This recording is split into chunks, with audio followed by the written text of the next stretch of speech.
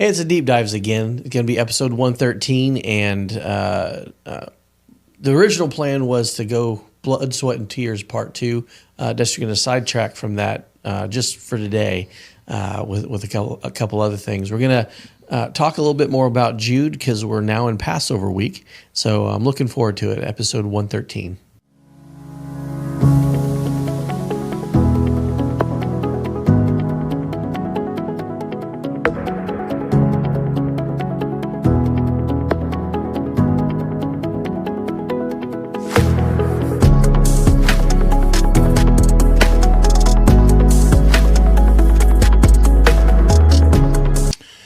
Chris, could you check the film and see if you can get my? We've all agreed that we like my feet being in the frame. It just adds another dimension. So if you can make sure that, can I sit like this for a while? Is that better? How about this? We either lost a bunch of subscribers or gained a bunch of subscribers. Some fetishes. All I can say is my mental imagery for having to edit this video is going to be scarred for the next 6 or 7 weeks. I'm so happy that you're editing these videos. Look, I've had feet concerns since I was a teenager. I can't believe I'm talking about this. I caught a foot fungus whenever I started teaching special needs kids to swim. It was in a YMCA pool. And I was 16 years old. And I have had, since then, I've never had really good, and I'm used to it. You know what I mean? I mean, I don't care. Take a look. I really don't care. I wear sandals all the time. Other people, i.e. my wife, are more concerned about it than I am. And I stand up in front of people with Josh, for 30 minutes in a very small room, and I'm wearing sandals, and I don't care. Josh told me, I guess I have a habit. I sat on the table last night, and I did my foot like this, and I was picking at my feet. I didn't realize that I was picking at my feet. I mean, there was a guy 3 foot from me. The farthest away was 7 foot. It was a problem. I appreciate y'all telling me. I do need to know those things, so thank you very much for that. I have the insurance for emotional scarring. I'm concerned that this is now a topic on our podcast. I know, me too. And if I was more sensitive and I cared, I'd be concerned. But I'm not, and I don't, and I'm not. We just need to change this to old guys talking. That's right. It's not deep dives, just 3 old guys talking. Wow, funny time. Well, one of the things that we did talk about prior is that we've been doing this for how many years did we say? About 5 years now. Almost going on 6. Almost going on 6? Yeah. Can you believe it?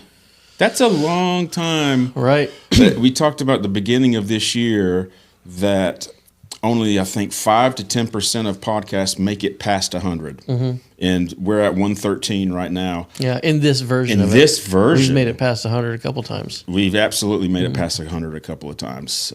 So I'm happy that we're continuing to do this. This is fun. Mm-hmm. We look forward to it. As busy as Josh is, he makes time for this. At least you have to block out at least 2 or 3 hours for this. Oh yeah, we sat here and talked for about a little more than an hour. A little more than an hour. Yeah, we have to force ourselves to get going. Sorry, I'll put my feet up there.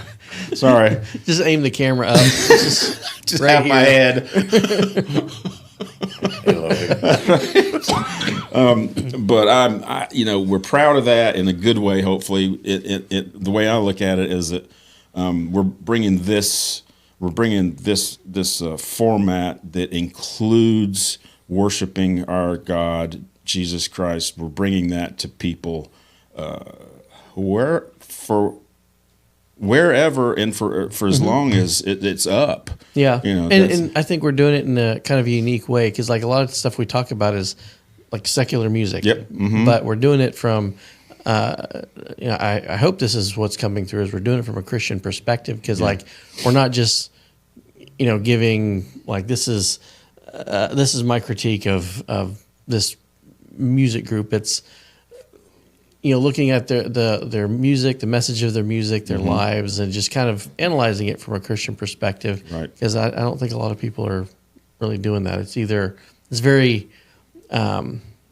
like monochromatic or I don't know what the word is, but like it's either this is all good, this is all bad, but not really just looking at it for what it is. Right. You know, a flawed human person that's producing something artistic. That's right. And looking at all aspects of that. I hope that that's coming through that way, because that's my part is the music. It's just something that has been natural for me my whole life, and I enjoy it. This week in particular, I was intentional about looking for music documentaries. You know, Right.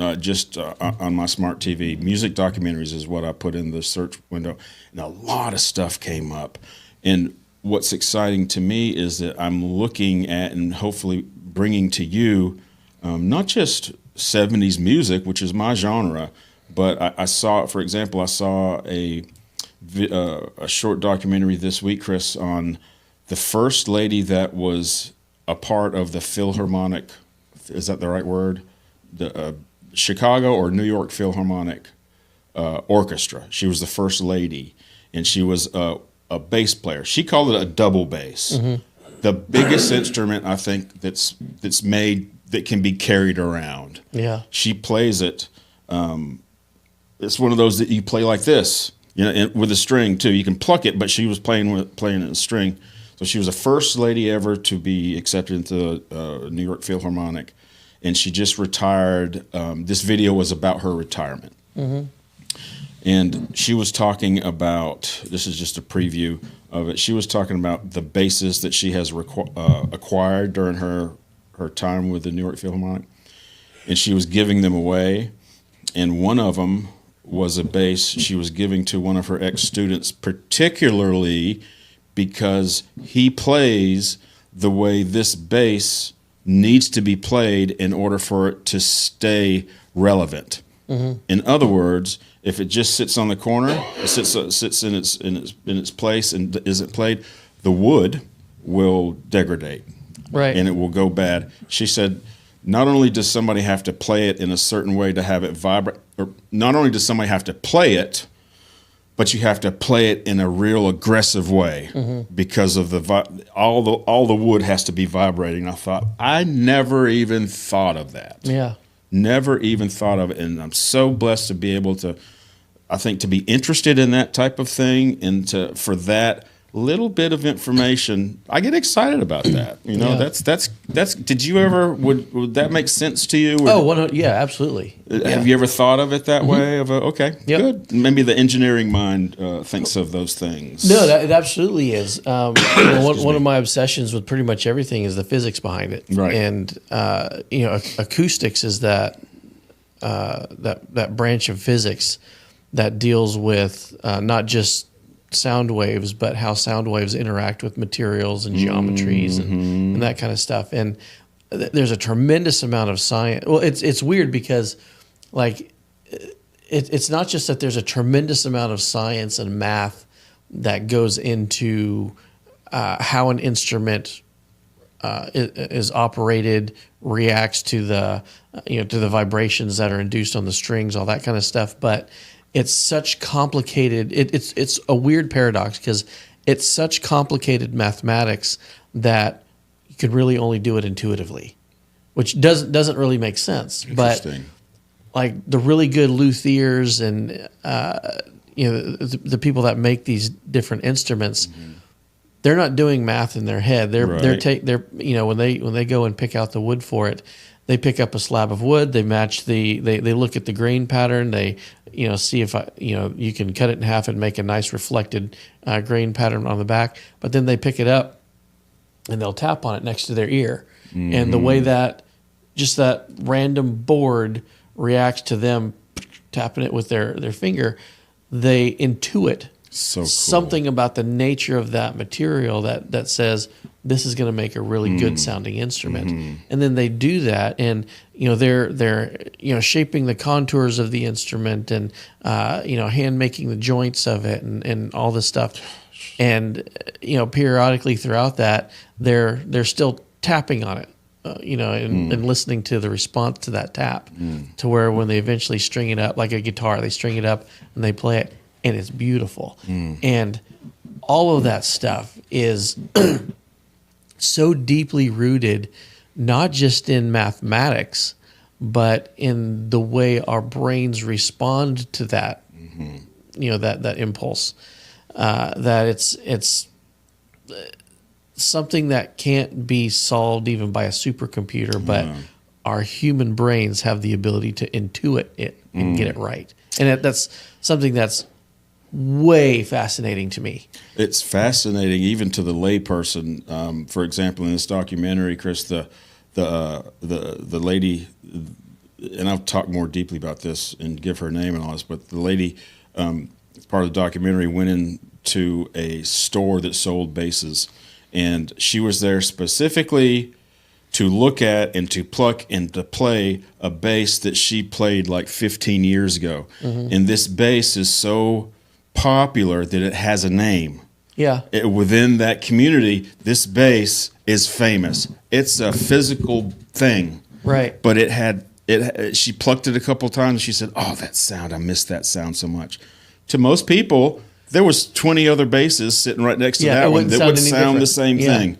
But she just plucked it a couple times. She said, "Oh, I'm getting chill bumps." Yeah. Just playing that bass, and it was beautiful. It Right. was dark wood, but I couldn't have picked it out. Well, and like I said, it's so fascinating to me, just the idea that there's something so mathematically complicated that you can only do it by feeling That's it. crazy. Like that blows my mind. Yeah. Like that shouldn't even be a statement that's made. I had a conversation with Russell Neely, a really good friend of mine from Jacksonville, Florida. Great musician. Oh, man.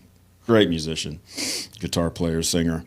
We were talking about music, intricate music, like bluegrass. And sometimes you don't need to count it. You just need to intuit it. You need to feel it. And he misunderstood what I said. He said, "No, you can count everything." Right. I said, "You can, but in my experience playing the snare drum and bass drum and triples in high school, I learned better by just feeling it instead of reading it." And there was a certain amount of intuition there after a while that I would mess up if I started counting it. Now, I counted most of the time, for sure. Right. But once you got that counting down, after a while, you did it just by instinct. You know what I mean? Because if you're talking about snare drums, you got 5 to 7 other snare drums that are playing the exact same thing. So you have to be on target, or it just sounds like trash. Right. You got to be right on target. And after doing it hundreds, thousands of times, we didn't have to count it anymore. We just knew, first of all, by sight, if this guy's marching right here, I know I need to be at this tempo or whatever, and this guy's here. The brain is a wonderful thing. Yes. God has created us in such a way that we can intuit a lot of things by intuition. Right. Yeah. No, absolutely. It's amazing. It really When is. you look at actually the guys that, like in Jamaica, they take a steel 55-gallon drum that held oil, and they hammer out the top of That's it, pretty cool. and then they make a drum, and they hammer the metal, and then they have to listen and hammer the metal and listen.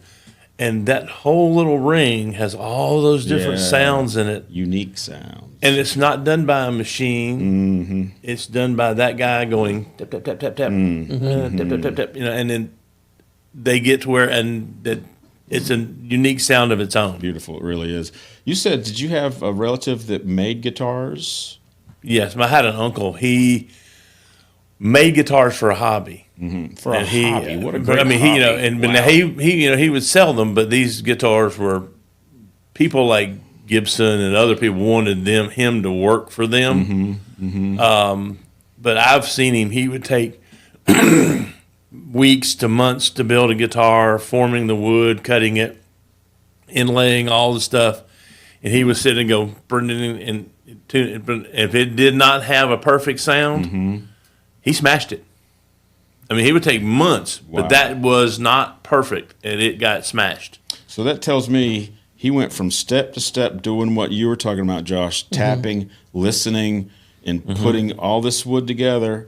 And whenever it all came together, it wasn't what he wanted. But up to that point, he was obviously pleased with what the progress. But then that one thing, putting it together, something went wrong in that final assembly, something, a piece of wood maybe micro shifted, he didn't notice or something, but he would sit there and he would try to tune it or check things, but if he could not get it to be absolutely what his ear wanted, he would literally take it outside in a blow concrete wall, smack.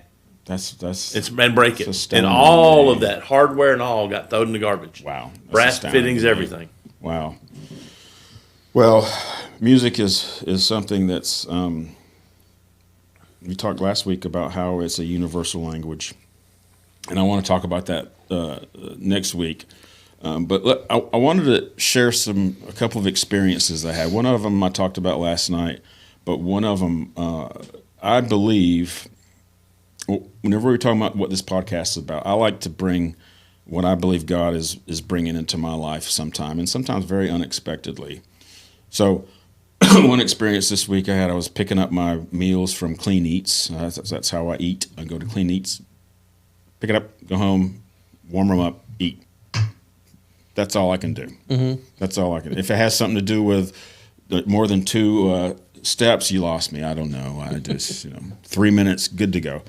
I was in there, and it was kind of crowded, and a man came in, and he had his little beautiful, just a gorgeous little black and white puppy. Looked like a mix of Dachshund and something else, and a Dachshund and Beagle. That's exactly what he looked like. Just really.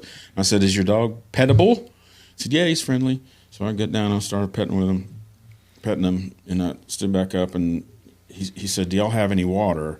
Talking to the people behind the counter. And I said, "Yeah, right over here." So I was in between him and where the water was, so I grabbed the water, gave it to him, and I noticed he doesn't look like he feels very well. He looks a little pale. I've never seen this guy, but he looks more pale than I would think he would look. I said, "Dude, have a seat." And it was 80 degrees, it was 79 degrees outside according to my car. And he started drinking, or he tried to pay for the water, but they said, "No, don't worry about it. Don't worry about it." So he sat down, and I knelt down again and started petting his dog, and he just started talking to me.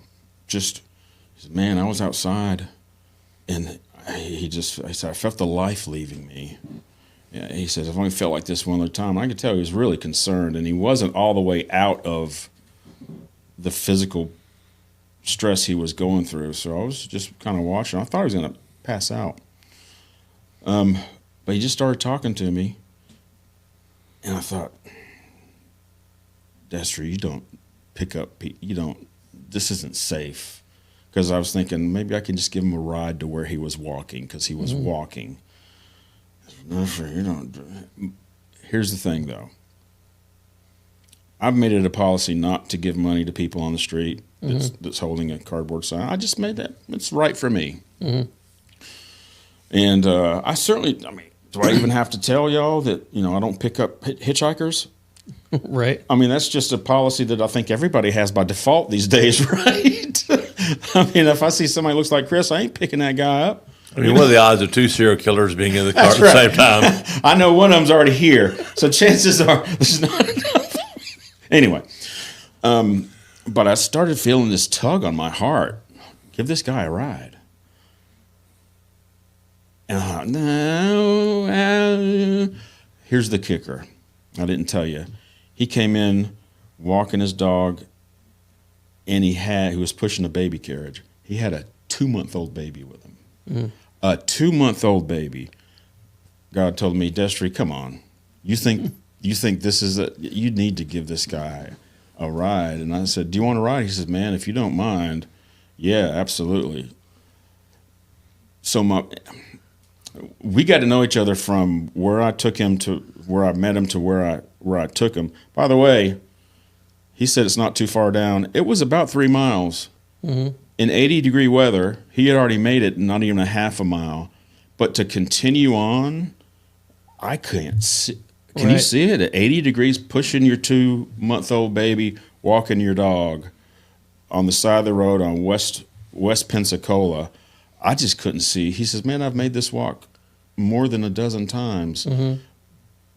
But anyway, so gave him a ride, and I got to know him. We talked the entire time from where we were to where I took him to his mother's house. His mother called him up and asked him to bring the baby and the dog over because Mom has a dog and they like to play. He just painted this picture of a grandmother just wanting to see their baby and to bring your dog over so we can just hang out for the day. He didn't have to work that day. His wife manages a restaurant in Crestview, so she has the car. Mm-hmm. And I'm learning all these things thinking, everybody's got a story. You know, everybody's got a story. And the more you look at this guy, good-looking young man, couldn't have been over 25 years old, tall, thin, dressed real nice, had a cross around his neck, although I didn't even notice that until he was in the car. And he was just having a hard day. And God told me, Dexter, I know you have these policies, and they're wonderful. If you're going to have them, that's fine. But you also have to keep your heart open. Yeah. And to look for people who really need assistance. It would have been easy to categorize him in the category of Destry doesn't help these people. But come on, Chris, he had a baby and he was walking his dog, and his dog's leash were shoestrings tied together. Mm-hmm. And that's what his dog's leash was. So they're not sinking in, they're not drowning in money, but he works, later found out he works, his wife works, and they're just trying to do the best thing that they can. I need to keep my eyes open for people who still need help. Right. I would have given him money, but he would have been offended. I know he would have been offended because he tried to give me gas money. And what God put in my heart is the last time he tried to give me gas money, I said, no, but I would like to pray for you. He said, absolutely. So we prayed together. And that's all that I needed. That I tell you this because that was a blessing to Destry. Right. I'm glad that I was able to give him a ride, but that was just a blessing to me that I otherwise would have not been able to be blessed by. Right. If I didn't make an exception to my policy. Right.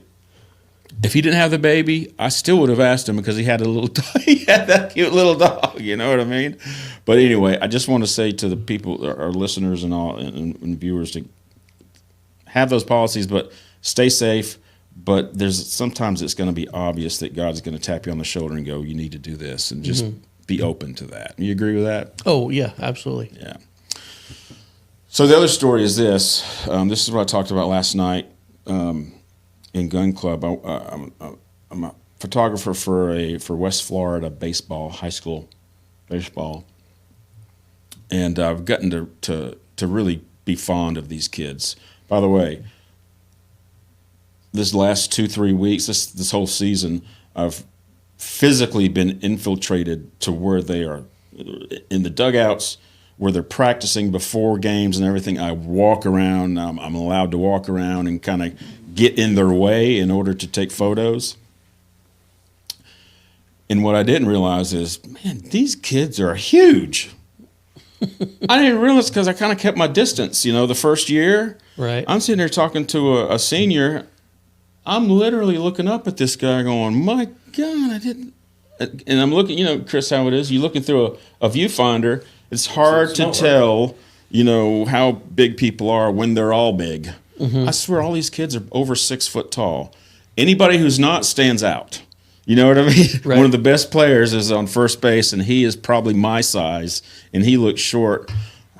Their shoulders are right here, and they're in the best shape of their life. You're going, God, man, I'm old. I was talking to one of them the other day about, gosh, what was it? Something, and I said, you probably weren't born then, were you? He said, no, but I think my grandfather was. Ouch. I said, man, you can't tell me that and have a straight face. I think my grandfather was around then. Yeah, Oh, my God. He meant it as just information. Right. But whenever I started laughing, he started laughing too, and he realized what he had said. Because, if you're like me, you don't think of yourself as a 61-year-old around a bunch of, how old are they if they're in high school? 17, 18. Yeah. Oh, my gosh. Yeah. These guys are men boys is what they are. Mm-hmm. They're man boys. Anyway, it's been a lot of fun. But Wednesday night, Tuesday night, a couple nights ago, there was an error in the referees. 3 referees, all of them missed an outfielder dropping a ball. Everybody else saw it. I don't know, ref just missed it, all 3 of them. Yeah. And they came together because the coach, Joe, one of the deacons at our church, who allowed me, he's the one that allowed me to come in and be the photographer. He called timeout or something after the outfielder dropped the ball because they didn't see him drop the ball. Joe went over to the refs, and whenever there's a timeout or somebody's objecting to a call, all the referees come together. All 3 of them came together. And they can reverse that call if something happens in that meeting, whatever it is. But all the refs came together, and none of them knew enough to reverse the call. Mm-hmm. So, nope, he caught it. Well, he didn't catch it, and everybody knew he didn't catch it. And there was also some other proof that happened that just logical that he dropped the ball. I saw Joe, and this is in my own mind. I haven't talked to Joe about this yet, but one of the things we talked about last night is how, as Christians, we approach situations where we feel 100% vindicated, 100% right. We know, there's no doubt in my mind that I was not speeding. There's no doubt in my mind that he dropped the ball.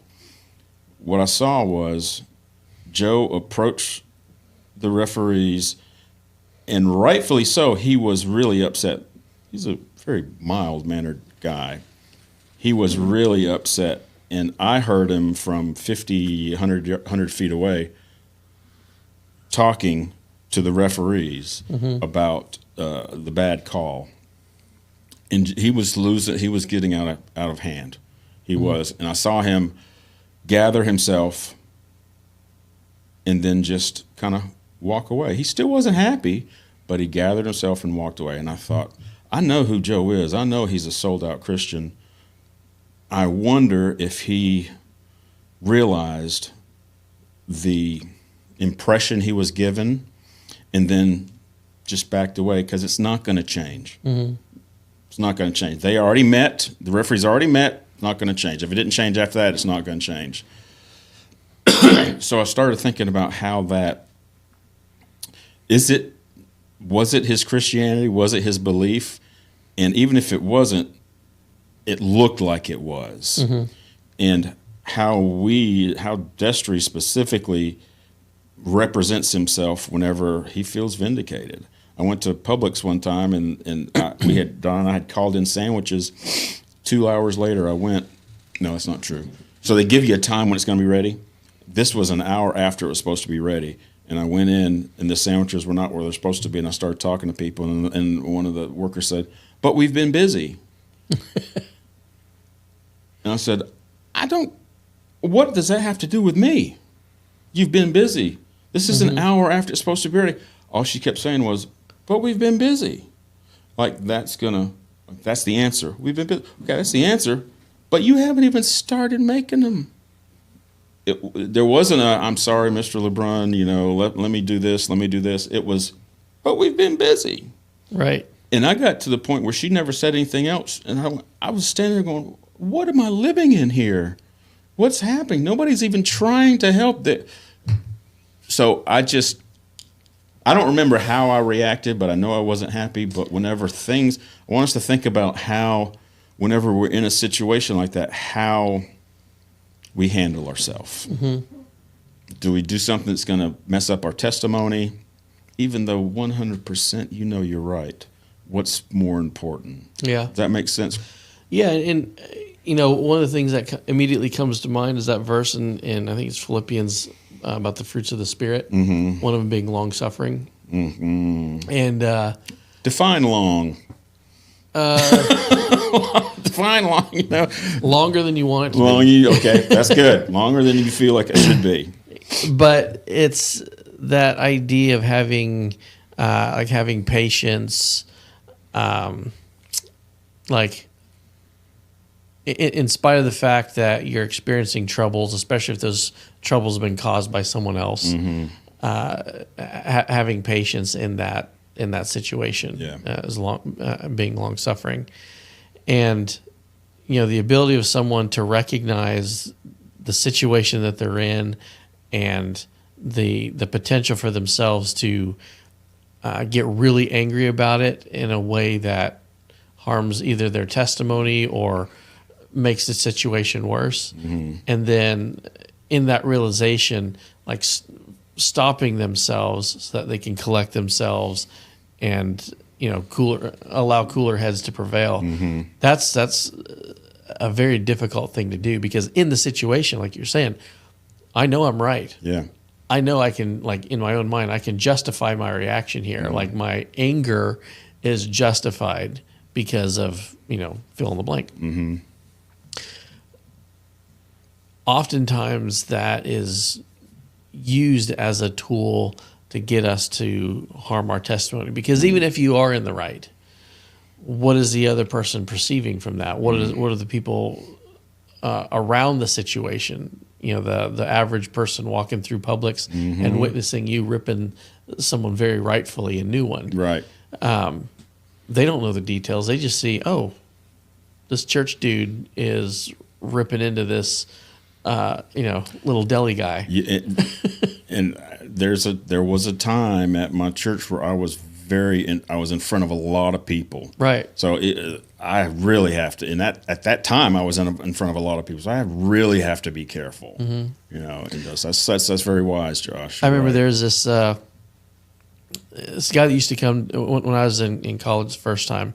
There's this guy. He was an attorney. He was a founder of this Christian Law Association. But he was telling the story about being in a hotel and his room didn't have any water, and he called down to the front desk and he's irritated. He's like, my room doesn't have any water, and the receptionist was like, yeah, for some reason your room's the only one that doesn't have any water in the hotel. And forgot to mention. Right. Oops. And he just lost it and just started ripping into this girl, like, to call you stupid is a discredit to the word. And, oh, goodness. Things like that. Yeah, just right. As an attorney, he can very articulately. Oh my gosh! Yeah. He can articulate exactly the emotion and the anger that he's feeling about this person who has no ability to solve the problem. And he got done with that, and she's the way he told the story, like she started crying a little bit and said, I'm so sorry I failed you. She's like, I go to a Christian college and you come and speak there every now and then. Oh. And I support your ministry and I pray for you every day because I believe in what you're doing. She's like, I'm so sorry that I've let you down in this. Like, I'll do everything. And he immediately, like, he kind of, in his retelling of the story, kind of joked about it. He's like, I was just kidding, right? Like, I didn't mean that.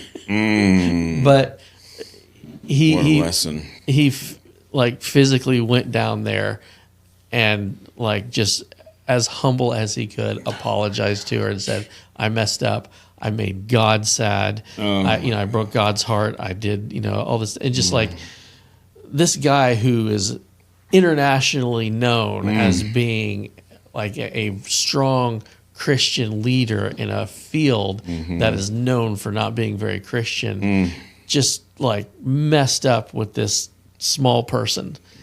Wow. But he realized that, went and just emptied himself and said, I'm so sorry. And that's difficult to do, because ideally you want to be like in Joe's place where you realize you're getting to that point before you do. Yeah. Right. But a lot of times we don't. And, what do we do after that? What do we do after that? Yeah.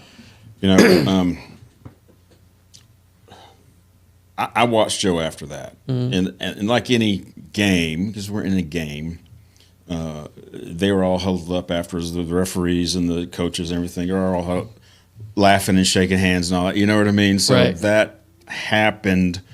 It didn't hurt that we won the game. Right. It didn't hurt. All is forgiven, just so we, we win. But there's always those situations that we encounter where we have to ask ourselves, like, I could engage in this battle, but what do I gain from winning? That's why there's a lot of time. There's a lot of times where we could absolutely win that battle, but it doesn't gain us any net benefit.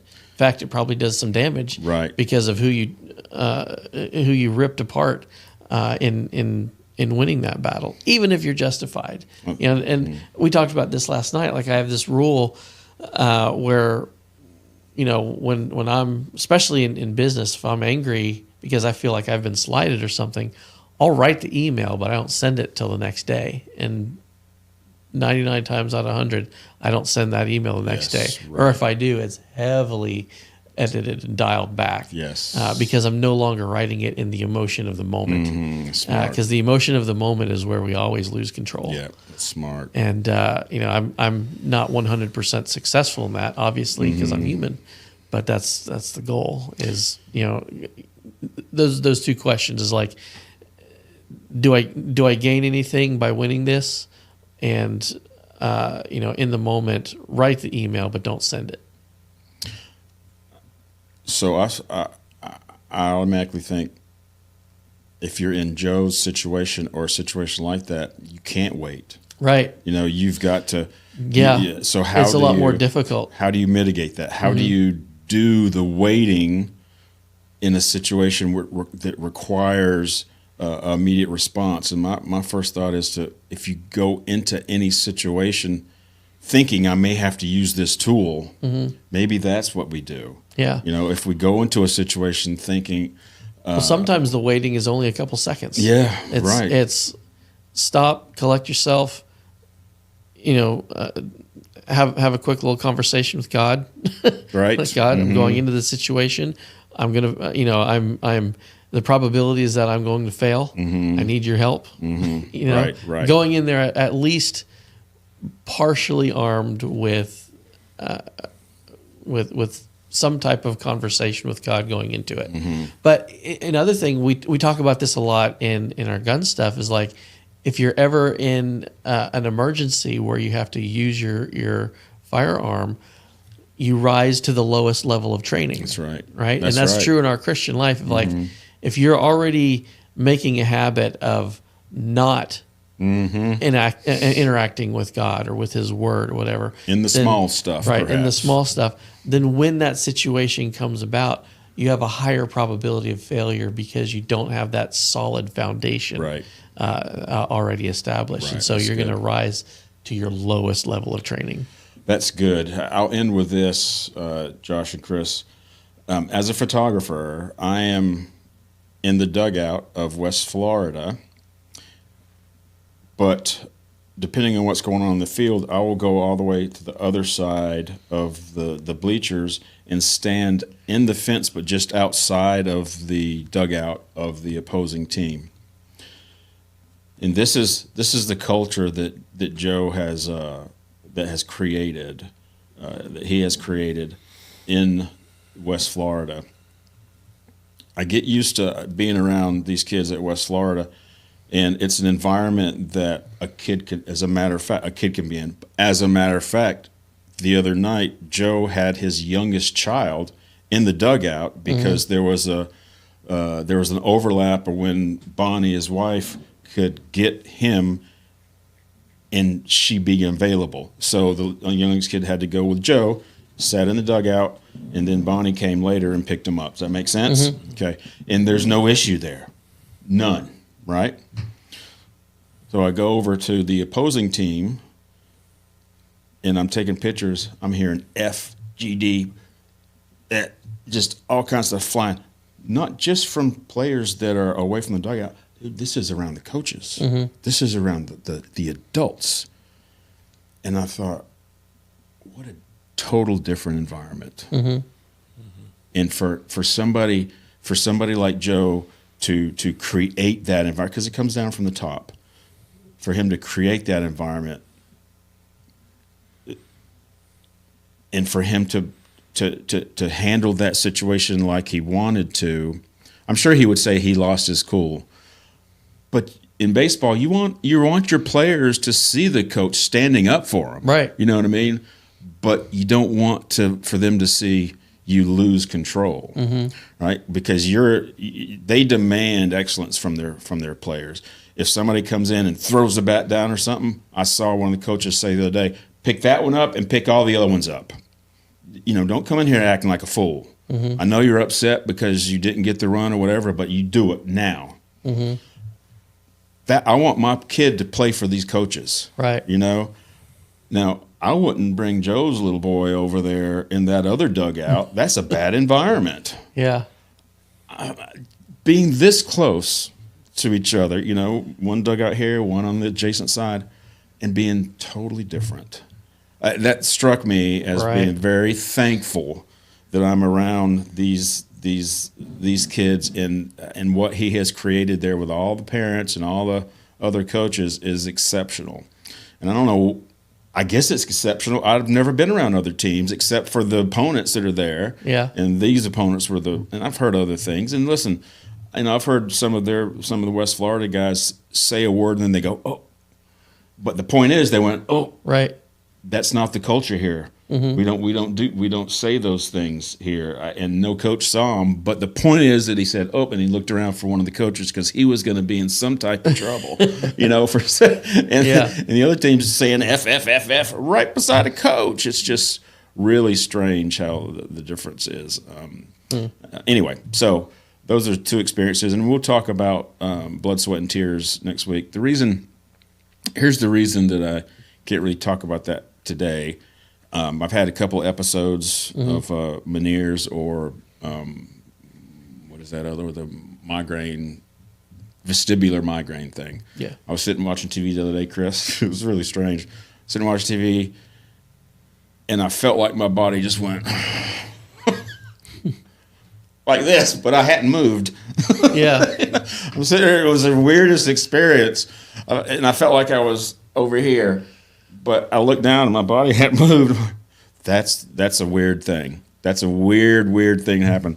And another one was I was in an environment, and if I'm watching the camera, all of a sudden my eyes went blurry. I couldn't have told from here to where we have Canon EOS 50s R50s. I couldn't have read if it was a Canon or a Nikon or anything. That's how blurry my vision went. And I'm going like this. And those things happen, but they're not benign. There's a hangover period with those things. My brain just kind of melts, and I have a hard time cognitively bringing things up. And this story requires me to try to put things in order. And I didn't feel, I kind of practiced, I didn't feel like I was capable of doing that. So I'm going to give myself another week, and we'll talk more about blood, sweat, and tears and what happened when they came back from the international or the tour of Next to the Iron Curtain, what they said when they came back, the reaction of the community, and why it was such a reaction. All right? Cool. Thanks for allowing me to do that. I appreciate it, guys. So last night at sundown, Passover started. And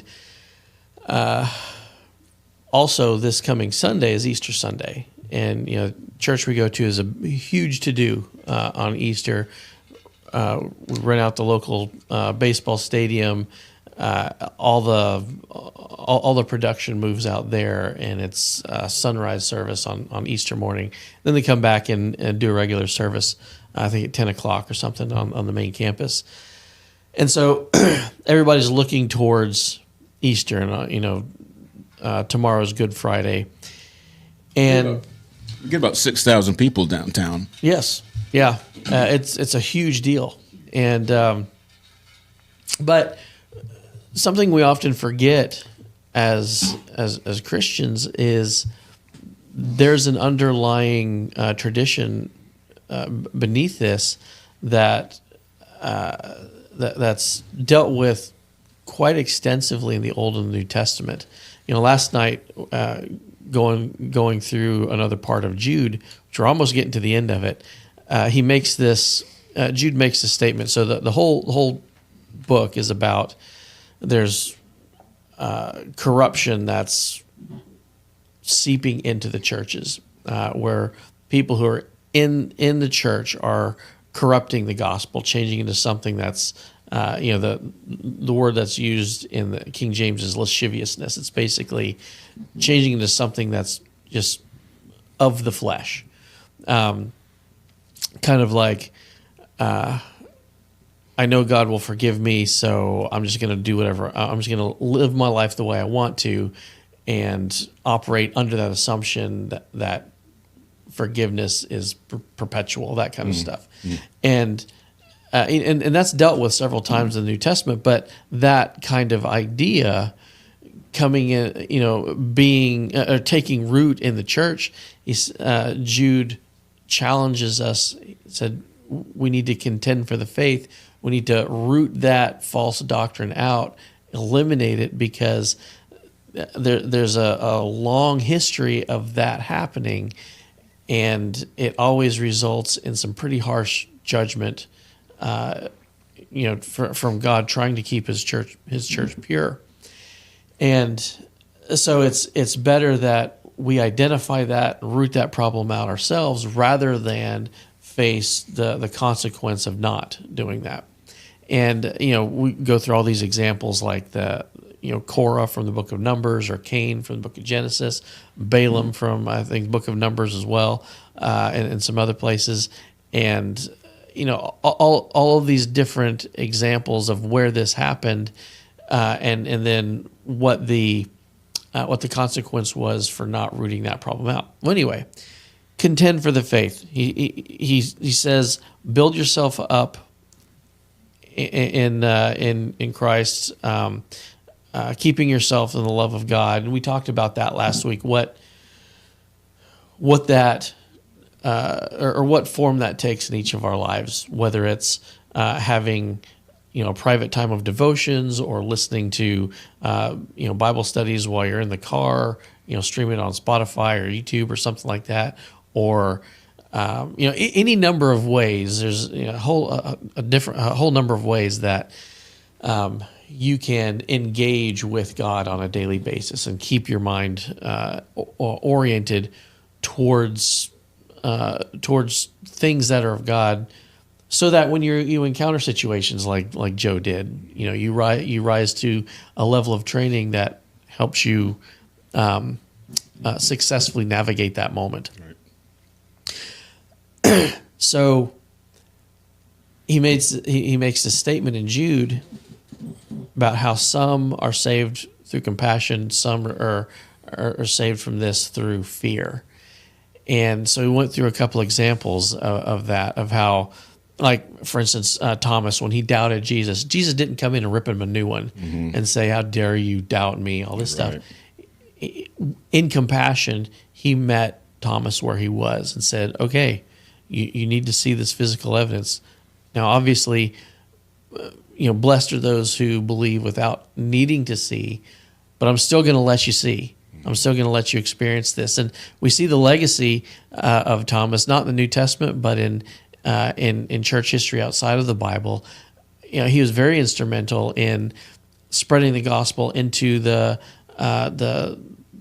Parthian Empire, east of eastern part of like modern day Iran, and then into India.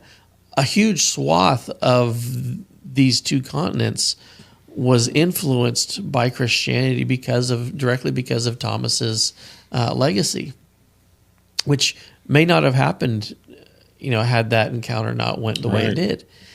And so it's an example of compassion. Then we get to the account in Acts, where Paul is approaching the Athenians at Mars Hill, telling them about all of the altars that they have erected to these different gods. And they had this one altar that was said to the unknown God. Just in case they miss one, they had an altar erected to the unknown God. And Paul used that very strategically. He said, let me introduce you to that unknown God, that God that you don't know. This is the one true God. This is the God that created everything. This is the God that created us. And like you need to pay attention to that, because if you deny who that person is, he's going to deny you. And it was a tactic of fear, because they were already afraid of forgetting one of the many gods that they worshipped, so much so that they had an altar erected to the one that we missed, the one that we overlooked. And so Paul used that innate fear of missing a deity to introduce them to the only deity that matters, the one true God. And so we have sort of that contrast between a tactic of compassion and a tactic of fear in spreading the truth to the people around us. And then since we're coming up to Easter, and since we've just started Passover week, we talked a little bit about two of the 7 feasts that God instituted among the nation of Israel. One is the Feast of Passover. One is it's called a feast. It's a memorial, the Day of Atonement. The Passover, if you remember from Exodus, when they're finally being delivered from Egypt, they're being delivered from bondage and slavery. This was a feast to commemorate that, where they take a lamb without blemish and they kill it. They put its blood on the doorposts of their house, and this was the night when the firstborn of families that didn't do that, families in Egypt, that the firstborn was killed. And so it was, Israel was they gained their freedom when the firstborn was slain. And so we start to see the symbolism there, because Jesus being the only begotten Son of God, he was the firstborn. It was at his death that we gained freedom from our bondage to sin and the law, and Christ fulfilled the law. And so the Bible tells us in 1 Corinthians, it says that Jesus is that Passover lamb. In Revelation, it always refers to Jesus as he was the lamb that was slain. And that sacrifice, the night before Jesus was taken and crucified, that Last Supper, they were celebrating the Passover feast. And if you go through the process of that Passover feast, it's interesting. I was in Publix the other day, and usually around this time of year, they have a special little stand with these free booklets. That's the Passover Seder that you can grab for free, and it has it in Hebrew and in English, the entire script and process of the Passover. And there's 4 cups that are at 4 times throughout this feast. There's 4 cups of wine or grape juice that's taken. And in tradition, these have 4 names. We've talked about this before, but that 3rd cup is called the cup of redemption. And it comes specifically after you like dip bitter herbs in this broth. It's called the sop. And we read about that in the New Testament, how after that sop, he takes this cup and he says, this is my blood, which is shed for you. Now, when you take this cup, do it in remembrance of me. So this whole time, for a couple thousand years, this has been a reminder to Israel of their deliverance from Egypt. But it's also prophetically been a reminder to them that there's a mechanism in place that's going to provide for your freedom, not from Egypt, but from sin and from the law and from death. And then Jesus takes the bread, so this is my body, which is broken for you. And we call this the Lord's Supper because we sort of extract those 2 things out of the Passover, and we, reenact those 2 elements throughout the year, independent of Passover. But those were originally 2 elements in a much larger Passover feast. And what's so compelling about this is that, and what's interesting about the component of this that shows God's compassion is that this feast was an everlasting feast. It's one that they're supposed to keep throughout their all generations. For over 1,000 years, Israel was keeping this feast on a yearly basis, even though Israel was cyclically rebelling against God. I mean, this is through the time of all their complaining in the wilderness, all of their, a pursuit of the practices of pagan nations around them throughout all the book of Judges and the subsequent bondage and, all that stuff for like 300 some odd years through the book of Judges, throughout all the wickedness of the kings, throughout their, bondage in Babylon for 70 years, throughout the Babylonian kingdom, the Greek or the Persians that came after them, the Greeks that came after them, the Romans that came after them. This whole time, there's always been this feast. It's like no matter what Israel is going through, no matter what how they're rebelling, whatever, there's always this feast that reminds them that there's going to come a Messiah who is that Passover lamb in totality for you. And it's going to be the final, sacrifice that fulfills all of this stuff. And so we see that compassion that God has for Israel and for us, as beneficiaries of this as well. But then there's a Day of Atonement. So when Jesus is crucified, he's that Passover lamb. It happened on the day of, immediately after that Passover feast.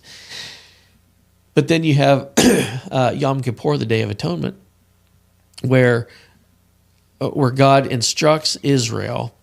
He said, there's this barrier between me and you that was created by sin.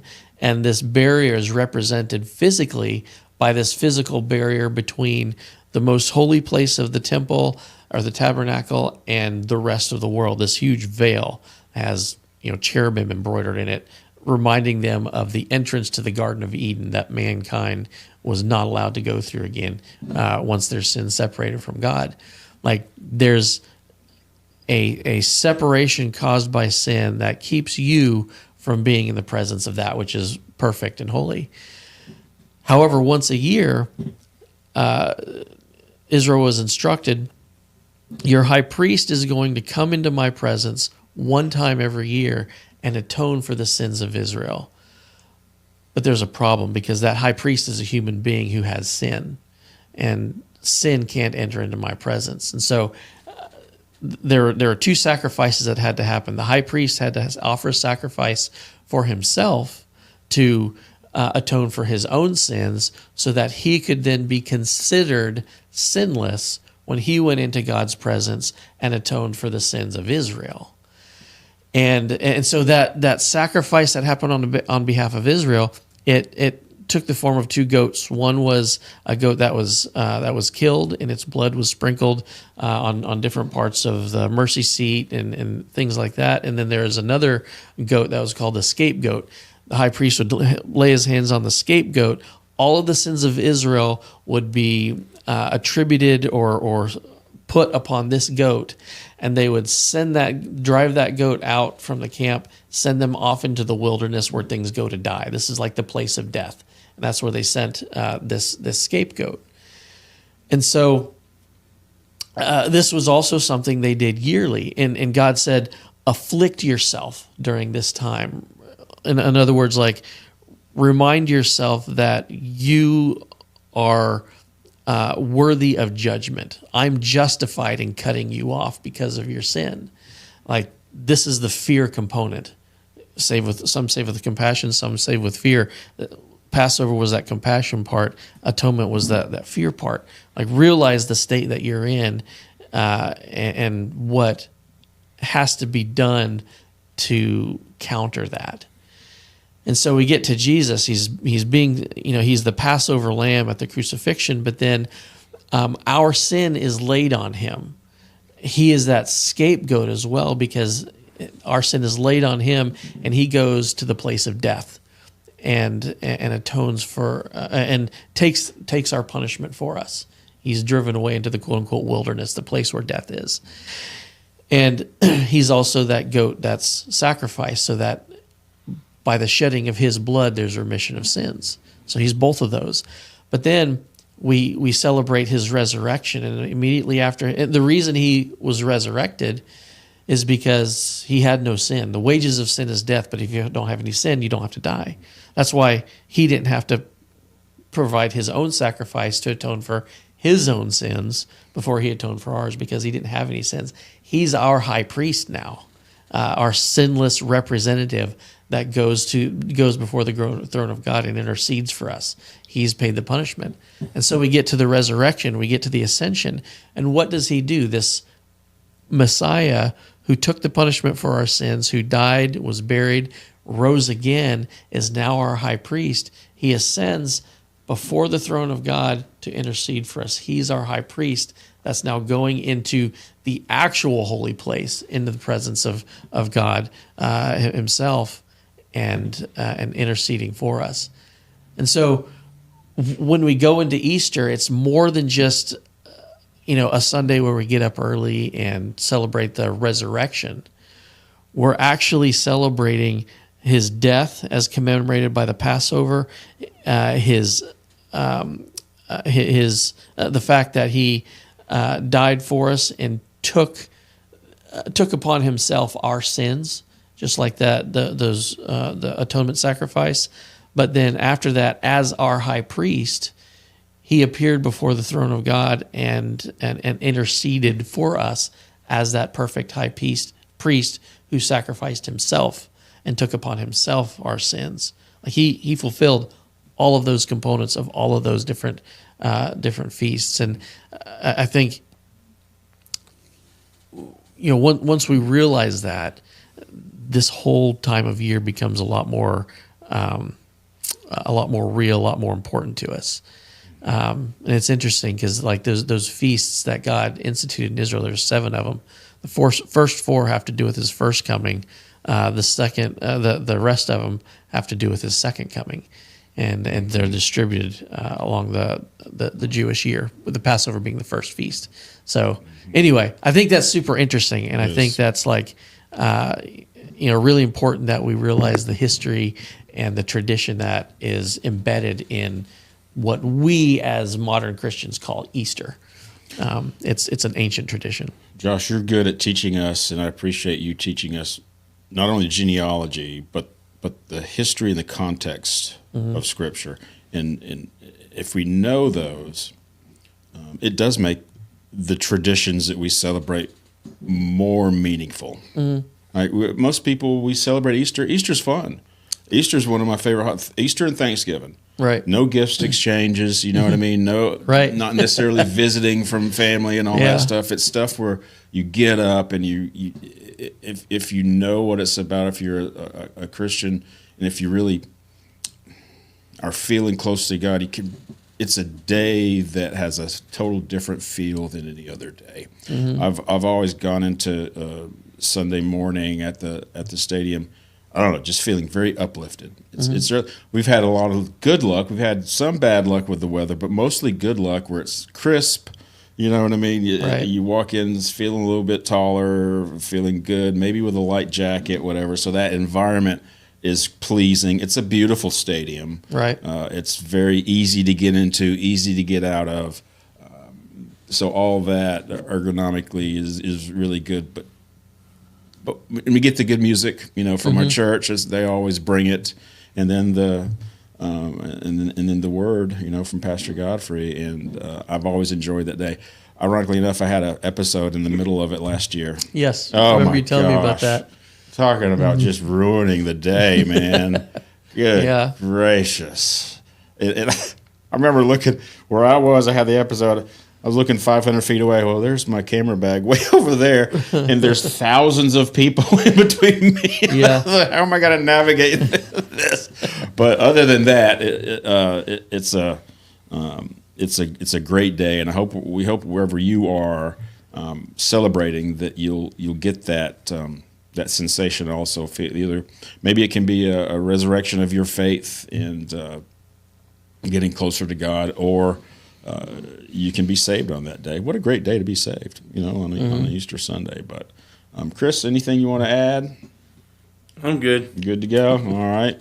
Thanks, Josh. Yep. appreciate you. And Donna, I love you. And thanks to everybody watching, listening. We will come back with Blood, Sweat, and Tears Part 2 next week and finish up with Jude, or maybe continue with Jude at least. Yep. All right. I think we're getting near the end of it. Okay. Sounds good. Thanks, guys and girls. Bye.